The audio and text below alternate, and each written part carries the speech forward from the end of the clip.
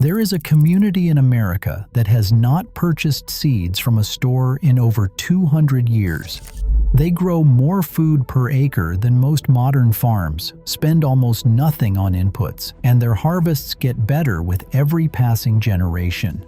They did not learn this from a catalog. They did not pick it up from a university extension office or a weekend gardening workshop. They learned it from their grandparents, who learned it from theirs, who carried the knowledge across an ocean from 18th century Europe. This is the story of Amish seed saving, a practice so simple and so powerful that the modern seed industry hopes you never try it for yourself. For thousands of years, every farmer on Earth saved seeds. It was not some clever technique or a revolutionary breakthrough. It was simply how agriculture worked. You planted, you grew, you harvested, and from your best plants, you kept seeds for the following year. It was as natural as breathing. Crops improved slowly and steadily over centuries because farmers made choices, sometimes consciously, sometimes instinctively. They selected for flavor, for hardiness, for drought tolerance, for whatever their land and their climate demanded. Every harvest was a conversation between the farmer and the soil, and the seeds were the language they shared. This is how wheat went from a wild grass to the foundation of civilization. This is how tomatoes went from tiny bitter fruits in the mountains of South America to the centerpiece of kitchens across the world.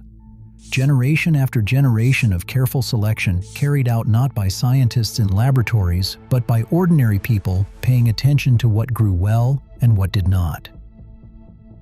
The Amish, living in tight-knit communities scattered across Pennsylvania, Ohio, Indiana, and beyond, never stopped doing this.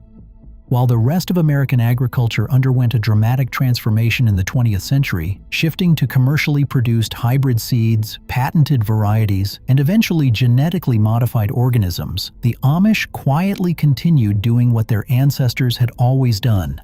They selected, they dried, they stored, and they shared.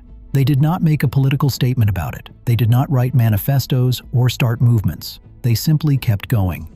And because they kept going, their seed lines are now living heirlooms, some varieties traceable back 200 years or more within the same communities. These are not museum pieces. They are working seeds, planted every spring, harvested every fall, carrying within their DNA the accumulated wisdom of generations of careful observation. The process of Amish seed saving is methodical and deliberate. It is not romantic or haphazard. Each growing season, Amish farmers walk their fields and gardens with a practiced eye. They are looking for the strongest plants, the healthiest specimens, the most productive individuals. They note which tomato plants set fruit earliest, which resisted blight, which produced the deepest flavor.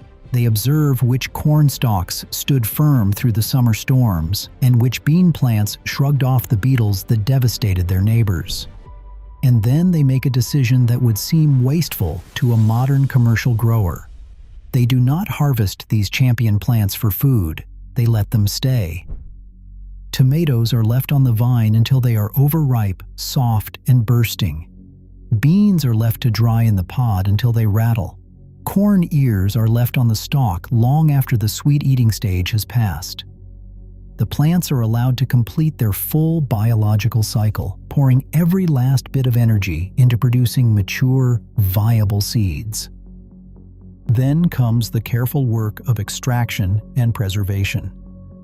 Seeds are removed by hand, cleaned, and sorted.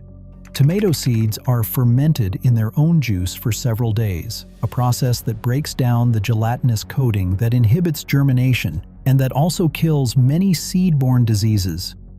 Bean and pea seeds are dried thoroughly on screens in well-ventilated spaces. Corn is hung in braids or laid out on shelves where air can circulate freely. Once fully dry, seeds are stored in cool, dark places, often in glass jars, cloth bags, or envelopes tucked away in cellars where the temperature stays constant year-round. Properly stored seeds can remain viable for years, sometimes decades, providing a buffer against bad seasons and unexpected losses. What makes this practice so powerful is not any single year of selection. It is the compounding effect over time. Over decades and generations, this selection pressure creates varieties that are perfectly adapted to specific microclimates, specific soil types, and specific weather patterns.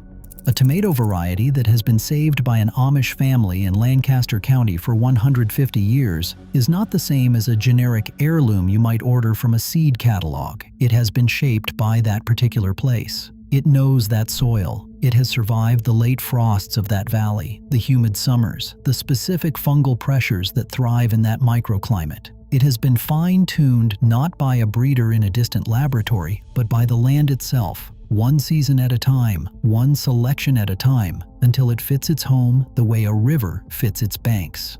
This is precisely why these seeds outperform commercial varieties in their home territory.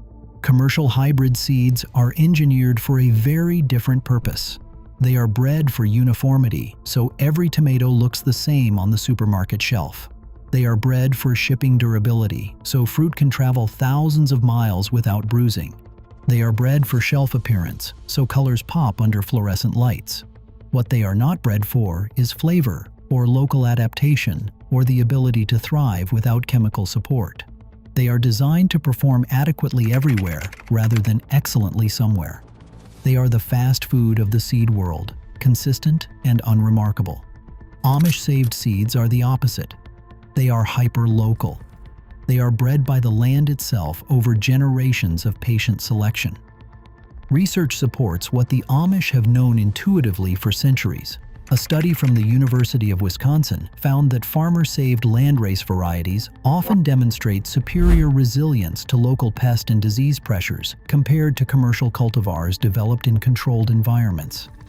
These seeds carry what you might call genetic memory, an accumulation of adaptations forged by every drought, every late frost, every wet summer, every pest outbreak their ancestors survived. They do not need synthetic fertilizers or chemical pesticides because they have been naturally selected to thrive without them.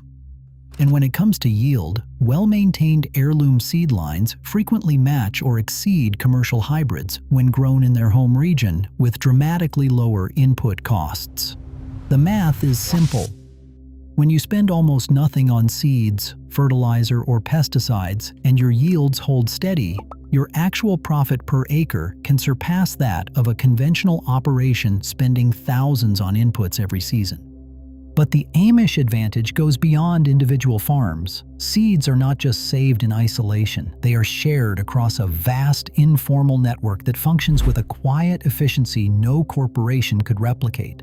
After church services, at community gatherings, during barn raisings, and at the simple social visits that stitch Amish life together, seeds change hands.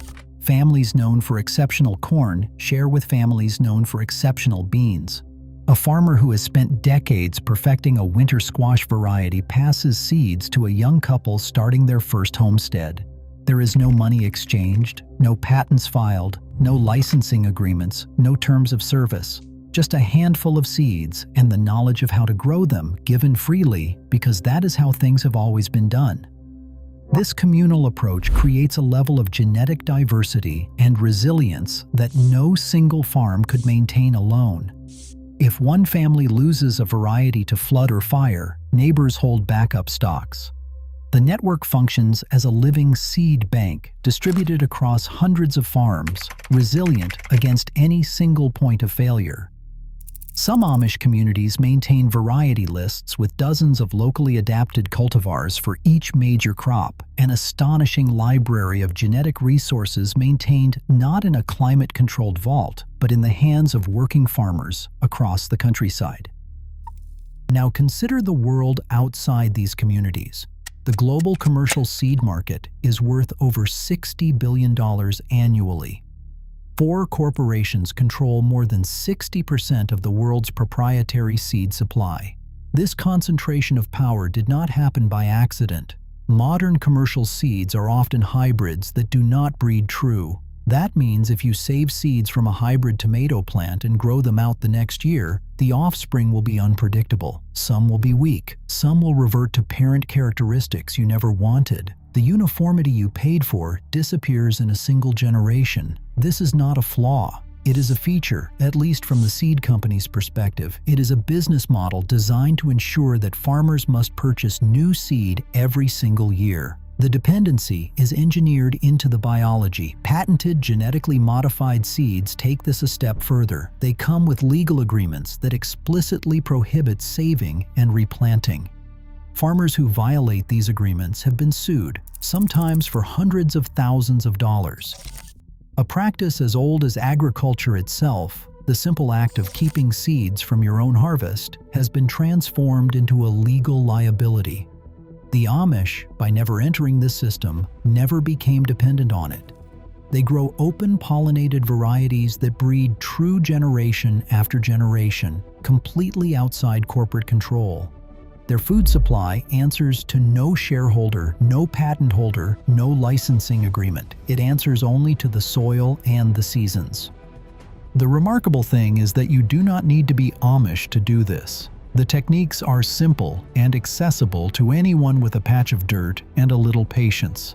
Start with open-pollinated varieties, not hybrids, and let your best plants go to seed. Tomatoes, peppers, beans, peas, and lettuce are the easiest crops to begin with because they are largely self-pollinating, which means you do not need to worry as much about cross-pollination from neighboring plants. Save seeds from your healthiest, most vigorous, best-tasting specimens. Dry them properly, store them well, plant them next spring. Within 3 to 5 years of selecting for your specific garden conditions, you will have varieties noticeably better adapted to your soil and climate than anything you could buy from a store. The initial investment is patience, not money. And every year, your seeds improve.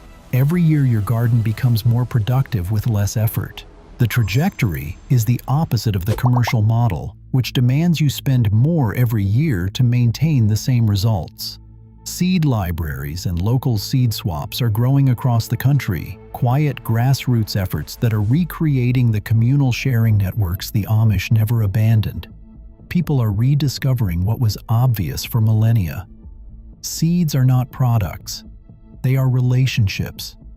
They connect you to your land, to your climate, to the gardeners and farmers who came before you, and to the ones who will come after.